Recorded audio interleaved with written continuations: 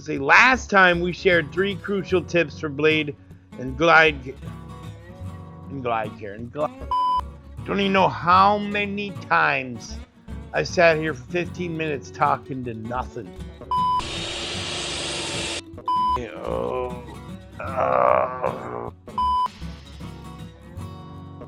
Another video. Another day, another penny. In the last episode, we shared 3 crucial tips for blade and guide care that can help you in your sawmill operation. But we know mastering the art of the sawmill does not stop there. And we also realize that most of you don't own a sawmill, but you're still interested in what it takes to become a sawyer. So today we're going to go a little deeper and answer the questions that you, the audience, asked about our sawmill. So let's get into it. How much board footage do you produce a day?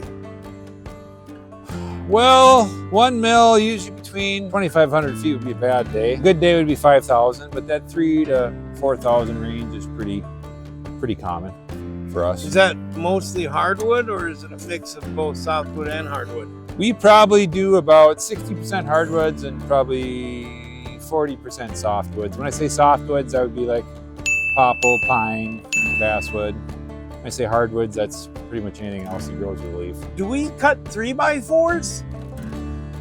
And is that going to be, do you think we cut them nominal or true to size? Well, we do cut a nominal 3x4 for our pallets that we build.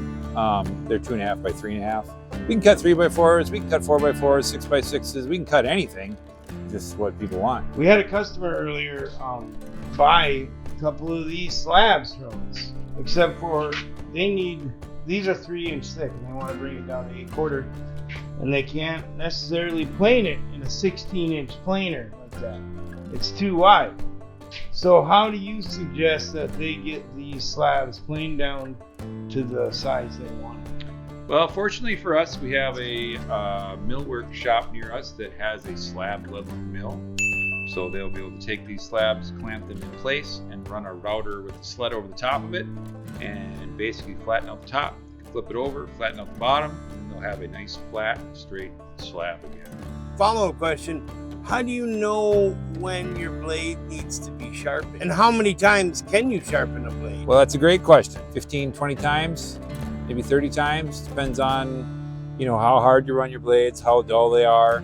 You can tell by dull, obviously, if they start to cut straight, the blade will start to wave or want to dive. It's usually like the #1 sign. You'll even notice as you're sawing that it's not sawing as easy, it's harder. Like even with a chainsaw, you get a brand new chain that thing just cuts through wood like butter. But as it gets duller, you have to push more. The same thing with this. You'll hear the engine working harder because you're having to push a little bit harder to get that, to get it to run through. So we try to pull blades off before they're completely dull, so that way we get a better lifespan out of them. If you run them all the way to the bitter end, they tend to crack or you have other problems. Great.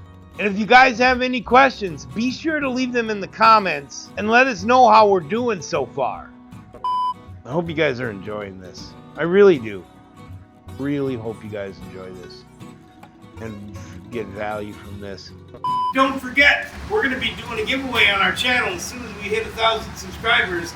We're going to be giving away this cherry cutting board.